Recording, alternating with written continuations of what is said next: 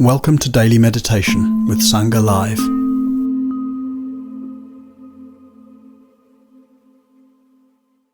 Good morning. Good morning, everyone. It's really good to be here.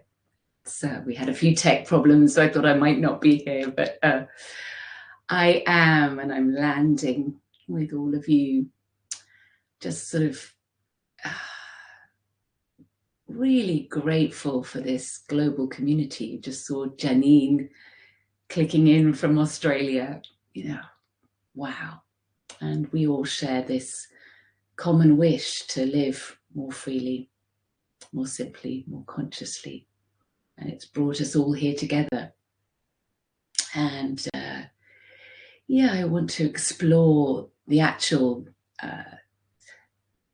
term wise intention, which is, we've been looking at letting go, which is a quality of it, but I want to explore this second step on the path, the Eightfold Path today, and the wisdom part of it, and how that might support the letting go.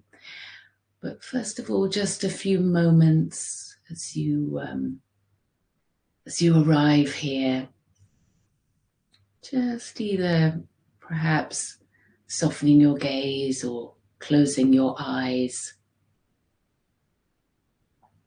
and really landing in this Dharma hall. It's I find the analogy very similar. We catch each other's eye as we walk into the Dharma hall. It's like we message in the chat. But then when we settle down in our chair or on our cushion, we're still supported by the wider community, by the presence of everyone here. But we're dropping in to our own practice. We're practicing being present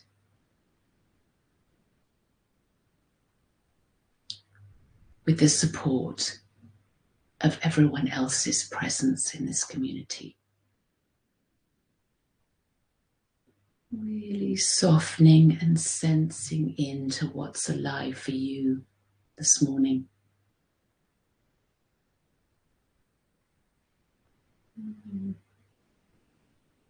Really being tender in the way that you meet it. And if it's supportive, finding one word for mind, one word for body, and one word for heart right now.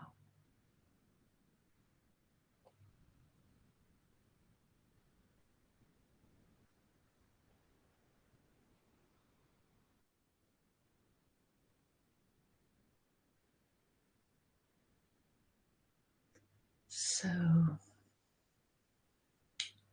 before I get into some reflections on wise intention, I really wanted to share a reflection that came in from David just as we were closing yesterday, and I think it's very beautiful, and I want to share it with all of you so you got the benefit that I got from it. David said, "Thank you, Shireen, for your beautiful explanation of simplicity and letting go. It's very lovely to know that after 7.5 decades, I can now relax into the simplicity of just breathing and smiling, knowing I've come home." Thank you, David. I'm really very grateful for your wisdom and your presence for all of us. So thank you. So, wise intention. We've been looking at the first quality of it, letting go. But I wanted to explore a bit the translation wise intention. It traditionally was said to be right thought, but wise intention has a much softer, much gentler flavor to it. I love the word intention. A few years ago, was writing a book called Simplify 12 Intentions for a Simple Life. Sadly, my agent didn't sell it, but yeah, so I was really interested in this word intention, because for me, it's so different to a goal or a resolution. There's a sort of tightness about that. I've got to get there. I've got to do this. You know, an intention is a way of leaning. I often think of a dog. You know, you sometimes see on a motorway, a dog has got its head out of the window and is leaning into the wind. So often the image I have of an intention. And so there's more forgiveness and more gentleness. You know, it's a wise intention to let go. And the wise bit really supports us. You know, often when there's reactivity, friction, just having the courage to show up, to really meet the felt experience, it's supported by knowing that it is a wise intention to practice letting go. Really, that flavor of it changes. It's very powerful. It's powerful. And another sort of important reflection, I think, I go into communities where they have no idea what the Dharma is. And sometimes if they are particularly disadvantaged communities, they've been instructed to come to my sessions. And so I need to lead the doubters to the Dharma. And I often quote the research in the States that says we have up to 60,000 thoughts a day, 90% repetitive. And 90% of our catastrophizing never happens. And the reason I mention this now in this Dharma community, where you do know the power of this practice and you're showing up to follow this path, is because imagine we engaged with all those thoughts and all those catastrophes. We investigated every single one. We reflected on every single one. How could we possibly get to ease and spaciousness? It would be like pouring water into a bucket with a hole in it. So we do need to drop a large percentage of our material.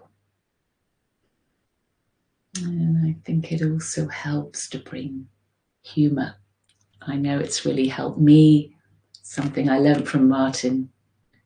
Humor in the Dharma.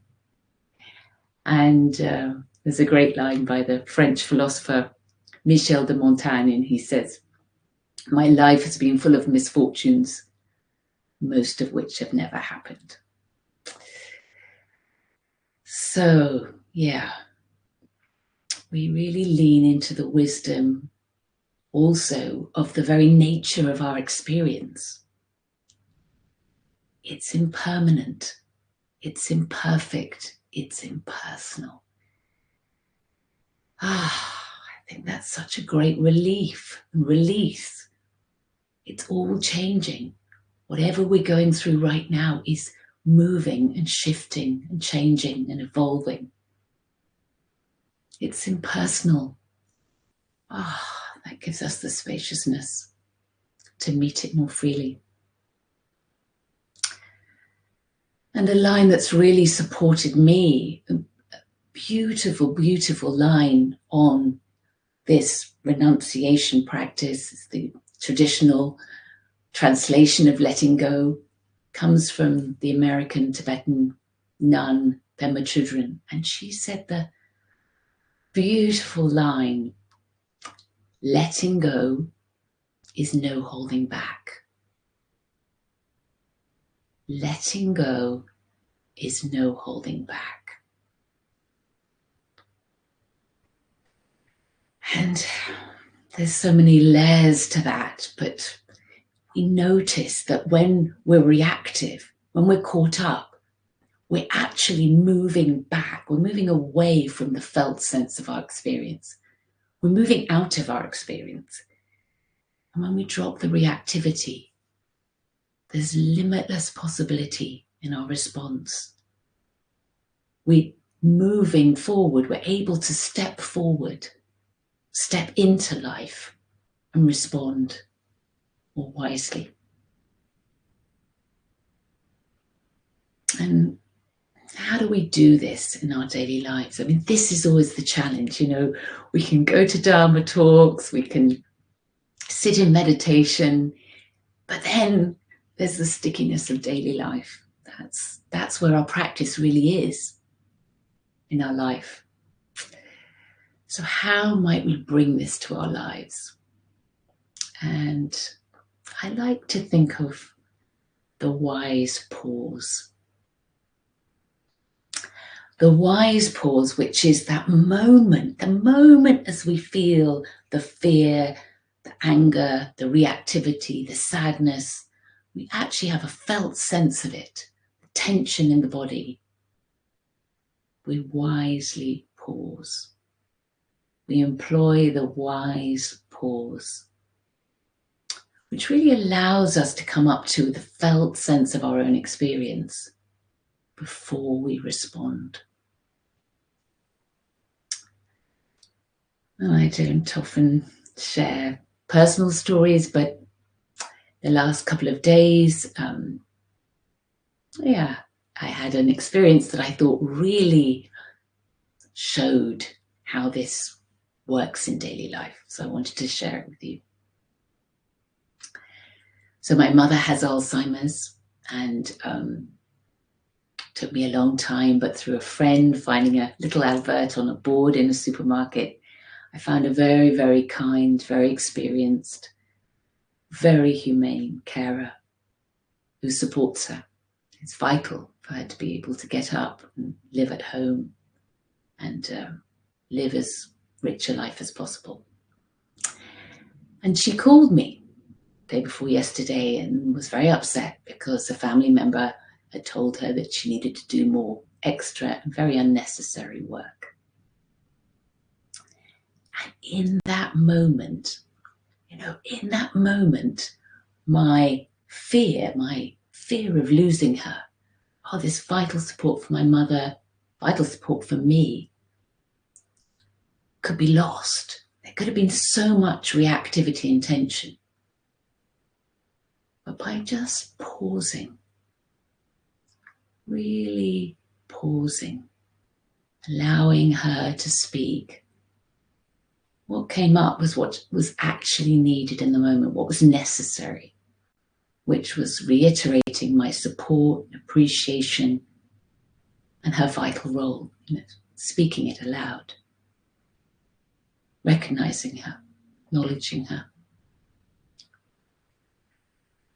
And there are so many moments like that in every single day, where when we employ a wise pause, we really honor our intention to let go.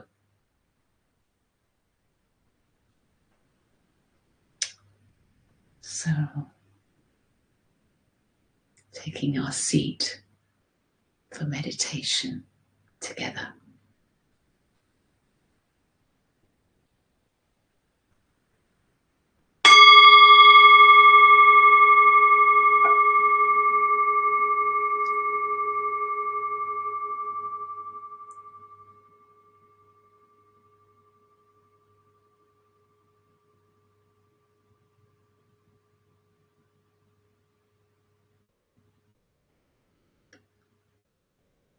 And perhaps as you settle into the stillness and silence of our meditation together, perhaps dropping in and finding a wise intention for this practice together. A wise intention for your meditation.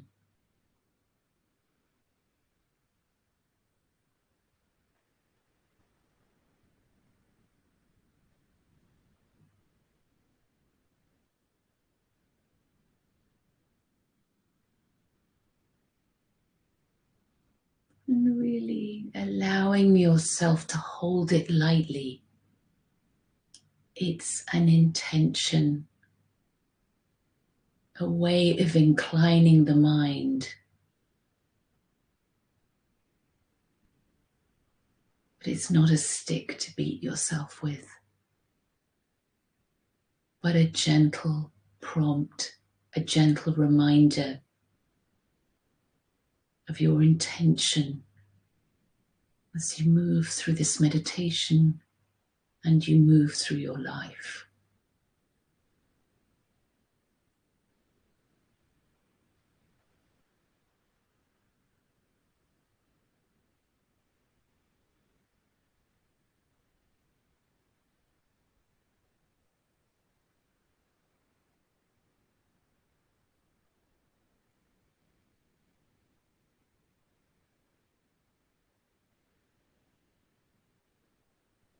Softening and sensing into the dance of sensations moving through the body right now. Maybe coolness on your skin from the air in your room, or heat, tingling, numbness.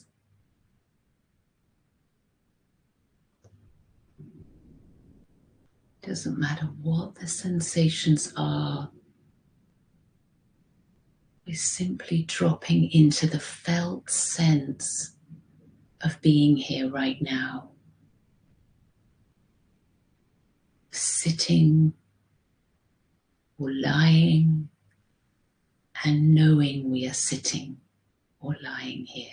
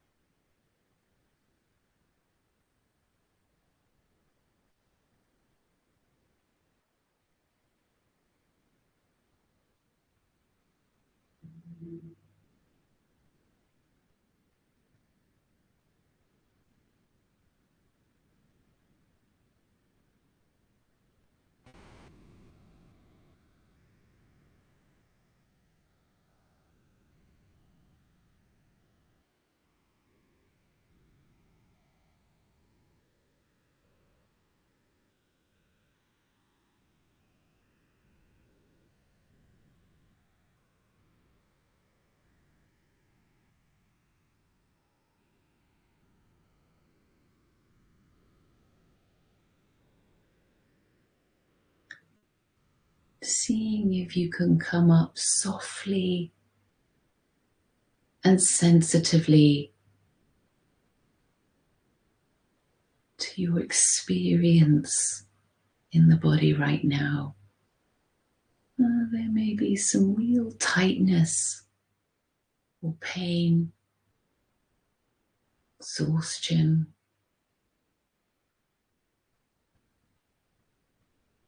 But the wise intention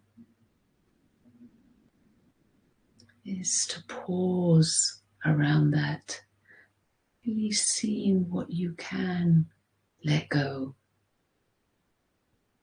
and what needs your care and attention. What you need to move away from wisely.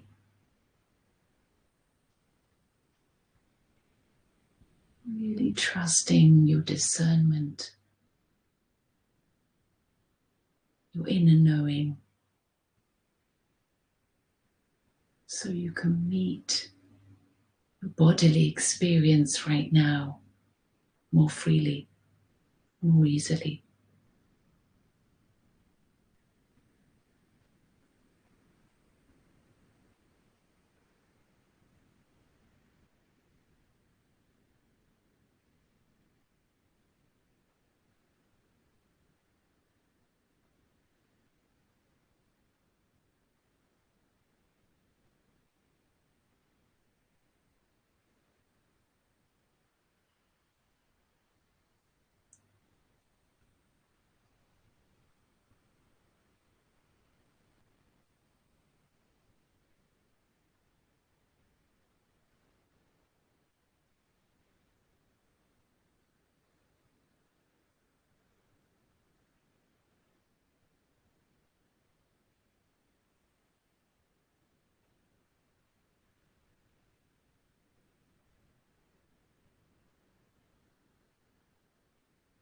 And perhaps knowing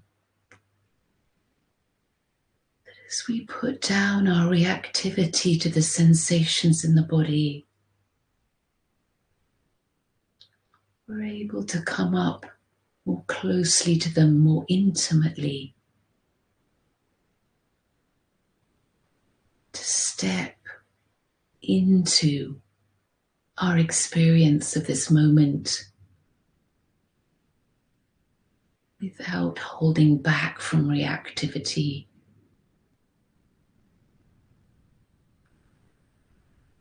And then our response to what's going on in the body, moment by moment,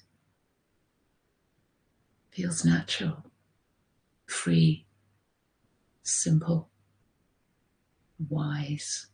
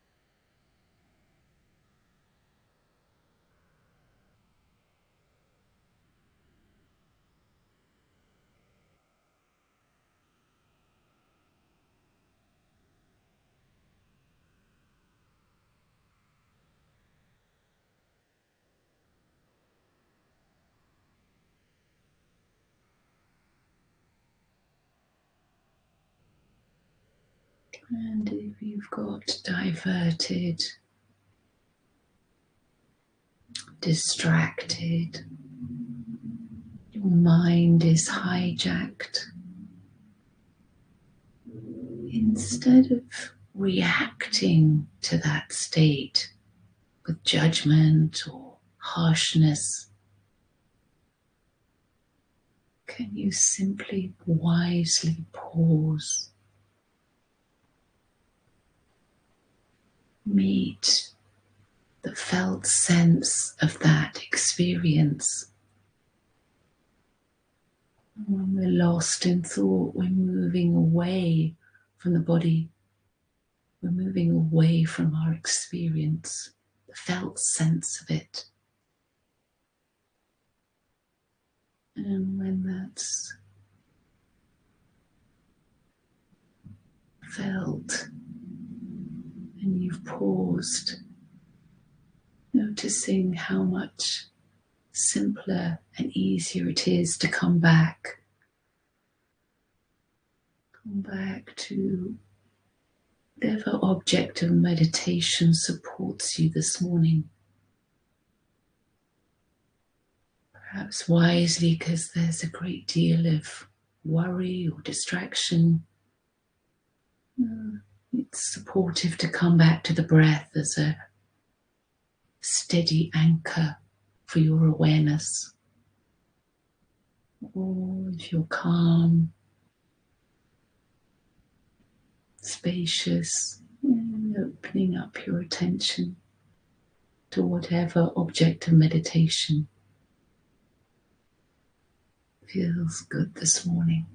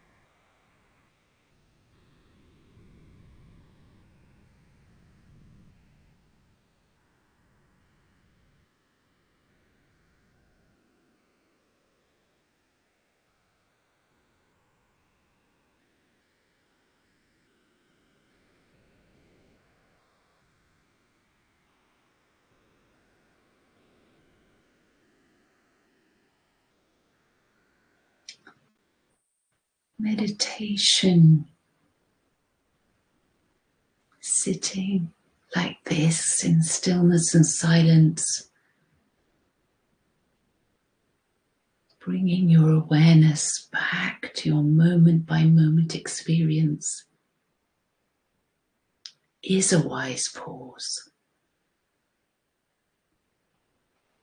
It's a pause from the rub and reactivity that can toss us around during the day. It allows us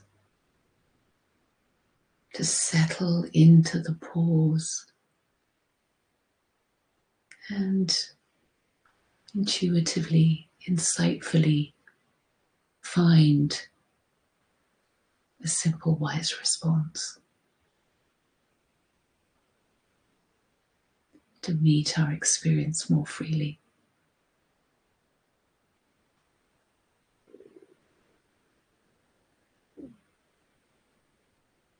To be able to step forward and not hold back.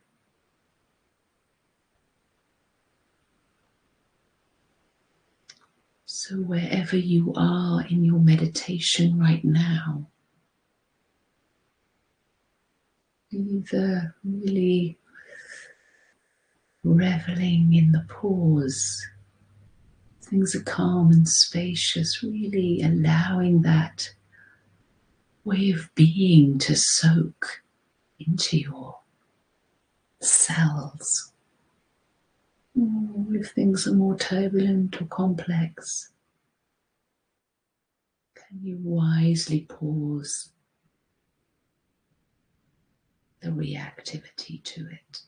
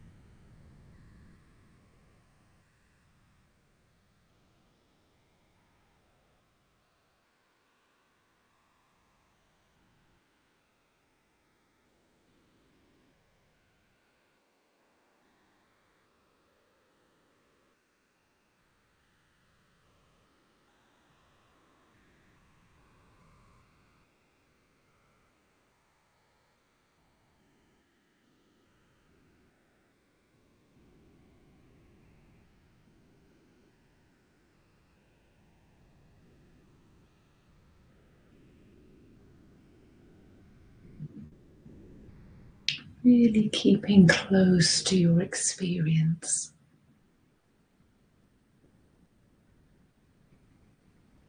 Close to your experience, knowing you have this powerful tool of the wise pause. And when your mind's running away, you can simply pause. Just pause on that narrative and gently, kindly bring your awareness back to your object of meditation. This is this rich opportunity that is meditation to practice this wise pause in the container of stillness and silence. So we might take our insight and wisdom forward into our day, today, Wednesday.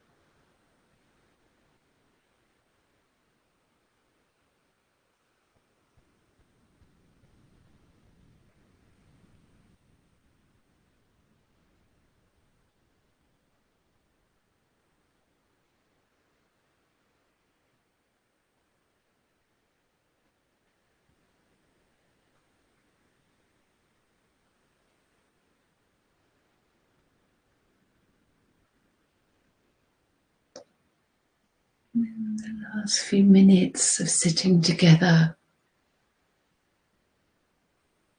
perhaps reflecting on a wise intention that would support you through this day. What might your wise intention be as you show up and step forward into your daily life?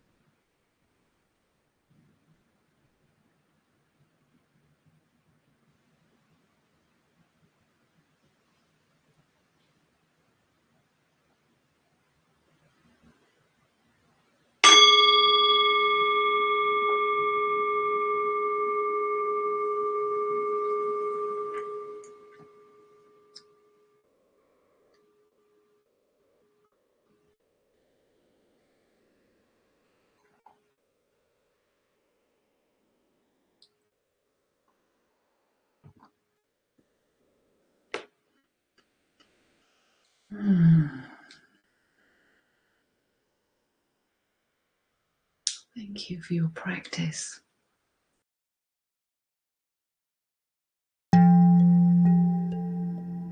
Today's podcast is an offering to you from our archive of freely available live daily classes. We make wisdom teachings and meditations as freely available as possible to as many people as wish to practice.